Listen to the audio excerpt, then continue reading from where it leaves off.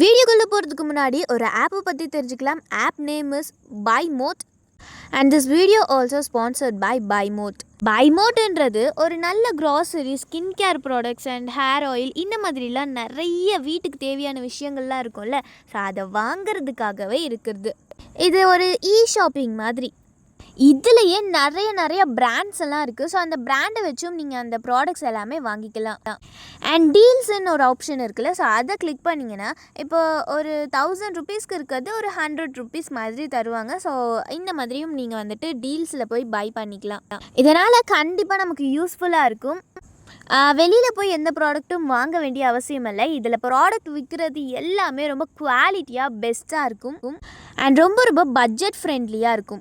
And also link வந்துட்டு டிஸ்கிரிப்ஷனில் கொடுத்துருக்கேன். கண்டிப்பாக வந்துட்டு மிஸ் பண்ணாமல் பாருங்கள். இதில் நம்மளோட ஃபேவரட்ஸ் ஐட்டம்ஸ் வச்சுக்கலாம். நம்ம ஃப்ரீக்வெண்ட்டாக இப்போ ரீசெண்டாக வாங்கின ப்ராடக்ட்ஸ் என்னென்ன நம்ம தனியாக நமக்குன்னு ஐடி யூஸ் பண்ணி அதை வந்துட்டு ஓப்பன் பண்ணிக்கலாம். அண்ட் அந்த 3 கோடு மாதிரி இருக்கும். ஸோ அந்த ஆப்ஷனை கிளிக் பண்ணி பார்த்தீங்கன்னா ஷாப் பை கேட்டகரின்னு இருக்கும். ஸோ அதில் கேட்டகரைஸ் பண்ணி வச்சுருப்பாங்க. அதை எடுத்து கூட இப்போ ஒரு ரெடி டு குக்குன்ட்டு இருக்குல்ல, ஸோ அது வந்துட்டு ஒரு ரெடிமேட் ஃபுட் ஐட்டம்ஸ் மாதிரி இருக்கும். ஸோ அதை கிளிக் பண்ணி பார்த்தீங்கன்னா அதில் வந்துட்டு நிறைய ஃபுட் ஐட்டம்ஸ் வரும். லைக் ஒரு 5 மினிட்ஸில் குக் பண்ணுற மாதிரி இந்த மாதிரிலாம் இருக்கிற வச்சுட்டு நம்ம வந்துட்டு அது வாங்கிக்கலாம்.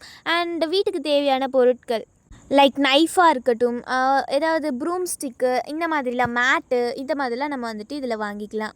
ஸோ கண்டிப்பாக வந்துட்டு இது நமக்கு யூஸ்ஃபுல்லாக இருக்கும். லிங்க் டிஸ்கிரிப்ஷனில் கொடுத்துருக்கேன். ஆப் லிங்க் இன்ஸ்டால் பண்ணி யூஸ் பண்ணி பாருங்க. இன்னைக்கு நம்ம சேனல்ல பார்க்க போறது என்னன்னு பார்த்தீங்கன்னா, ஒரு காரசாரமான காளான் கிரேவி தான் பார்க்க போறோம். இது பார்த்தீங்கன்னா சப்பாத்தி, பூரி, வெரைட்டி ரைஸ் அப்படின்னு எல்லாத்துக்கூடையும் ரொம்பவே நல்லா இருக்கும். முதல்ல ஒரு மிக்ஸி ஜார்ல 2 மீடியம் சைஸ் நல்ல பழுத்த தக்காளி பழத்தை நறுக்கி சேர்த்துக்கோங்க. அடுத்து இதுல ஒரு 7-8 முந்திரி பருப்பு சேர்த்துக்கோங்க. கூடவே 2 பச்சை மிளகாய், ஒரே ஒரு காஞ்ச மிளகாய் சேர்த்துக்கோங்க. கடைசியா ஒரே ஒரு டேபிள் ஸ்பூன் தயிர் சேர்த்து தண்ணி சேர்க்காம நல்ல மைய அரைச்சி எடுத்துட்டு வந்துடுங்க. அவ்வளவுதான், இது அப்படியே இருக்கட்டும். அடுத்து ஒரு பேன்ல ஒரு டேபிள் ஸ்பூன் எண்ணெய் சேர்த்துக்கோங்க. எண்ணெய் லேசா சூடானதும் ஒரு 10-12 முந்திரி பருப்பு சேர்த்துக்கோங்க. இந்த முந்திரி எண்ணெயில லேசா வறுபட்டு செவந்து வரட்டும். முந்திரி பருப்பு லேசா செவந்து வந்ததும் ஒரு 200 கிராம் காளானை நல்லா கழுவிட்டு கொஞ்சம் பெரிய பீசஸா நறுக்கி சேர்த்துக்கோங்க. இப்ப இந்த காளானை எண்ணெயிலேயே ஒரு 2 நிமிஷத்துக்கு லேசா வதக்கி விட்டுக்கோங்க. காளான் லேசா வதங்கி வந்ததும் இப்ப இதை பேன்ல இருந்து வெளியே எடுத்துடலாம். அடுத்து அதே பேன்ல 2 டேபிள் ஸ்பூன் எண்ணெய் சேர்த்துக்கோங்க. எண்ணெய் லேசா சூடானதும் ஒரு பிரிஞ்சி இலை சேர்த்துக்கோங்க. ஒரு சின்ன துண்டு பட்டை, 2 கிராம்பு, ஒரு ஏலக்காய் சேர்த்து தாளிச்சுக்கோங்க. கூடவே ஒரு 1/4 ஸ்பூன் அளவுக்கு சீரகம் சேர்த்துக்கோங்க. இது எல்லாமே லேசா பொரிஞ்சு வந்ததும் ஒரு பெரிய வெங்காயத்தை நல்ல பொடி பொடியா நறுக்கி சேர்த்துக்கோங்க. இப்ப இந்த வெங்காயம் எண்ணெயில நல்லா வதங்கி பொன்னிறமா செவந்து வரணும். வெங்காயம் பொன்னிறமா செவந்து வந்ததும் ஒரு 1/2 டேபிள் ஸ்பூன் அளவுக்கு இஞ்சி பூண்டு விழுது சேர்த்துக்கோங்க.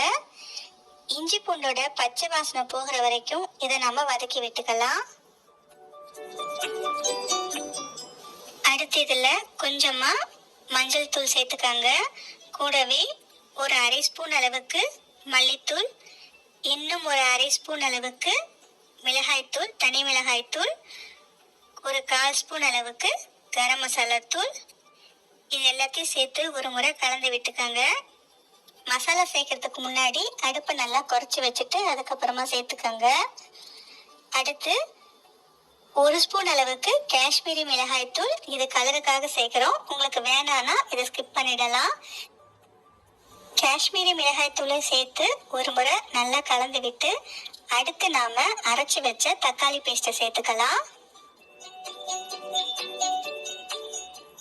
தக்காளி பேஸ்ட் சேர்த்து ஒரு முறை நல்லா கலந்து விட்டுக்கோங்க. இந்த பேஸ்ட்லேருந்து எண்ணெய் பிரிஞ்சு வர வரைக்கும் ஒரு 2லேருந்து 3 நிமிஷத்துக்கு அடுப்பை நல்லா குறைச்சி வச்சு வதக்கி விட்டுக்கோங்க. இந்த அளவுக்கு எண்ணெய் பிரிஞ்சு வர ஆரம்பிச்ச உடனே நாம இதுல வதக்கி வச்ச காளானை சேர்த்துக்கலாம். காளானை சேர்த்து மசாலாவில் ஒரு முறை நல்லா கலந்து விட்டுக்கோங்க. தேவையான அளவு உப்பு இந்த சமயத்தில் சேர்த்துக்கோங்க. உப்பு சேர்த்து ஒரு முறை நல்லா கலந்து விட்டு அடுப்பை நல்லா குறைச்சி வச்சு மூடி போட்டு வேக விடுங்க. ஒரு 2 நிமிஷம் காளான் மசாலாவிலேயே நல்லா வெந்து வரட்டும். இடையில திறந்து கலந்து விட்டுக்கோங்க, சில சமயங்களில் அடி பிடிச்சிடும். இப்போ பார்த்தீங்கன்னா ஒரு 2-3 நிமிஷத்துலேயே இந்த அளவுக்கு எண்ணெய் பிரிஞ்சு வர ஆரம்பிச்சிடுச்சு. இன்னும் கூட ஒரு 2 நிமிஷம் அப்படியே வேக வைக்கலாம். ஆனால் உங்கள் கன்சிஸ்டன்சிக்காக இன்னும் கொஞ்சம் தண்ணி தேவைப்பட்டா ஒரு 3/4 கப் அளவுக்கு தண்ணி சேர்த்து திரும்பவும் ஒரு முறை நல்லா கலந்து விட்டு மூடி போட்டு ஒரு 4லேருந்து 5 நிமிஷத்துக்கு நல்லா வேக விடுங்க. ஒரு 5 நிமிஷம் கழிச்சு திறந்து பார்த்தீங்கன்னா இந்த அளவுக்கு சூப்பராக ரெடி ஆயிருக்கும். கடைசியாக ஸ்டவ் ஆஃப் பண்ணிட்டு கொத்தமல்லியில் சேர்த்துக்கோங்க. அவ்வளவுதான் ஃப்ரெண்ட்ஸ், ரொம்ப ரொம்ப டேஸ்டான காளான் கிரேவி சூப்பராக ரெடி பண்ணிட்டோம். இதை சுட சுட சப்பாத்தி, பூரி, வெரைட்டி ரைஸ் அப்படின்னு எல்லாத்துக்கூடையும் ரொம்பவே நல்லாயிருக்கும். ஓகே ஃப்ரெண்ட்ஸ், இந்த ரெசிபி நீங்கள் உங்கள் வீட்டில் ஒரு முறை ட்ரை பண்ணி பார்த்துட்டு எப்படி இருக்குன்னு சொல்லுங்கள். இந்த ரெசிபி உங்களுக்கு பிடிச்சிருந்தா லைக் பண்ணுங்கள், ஷேர்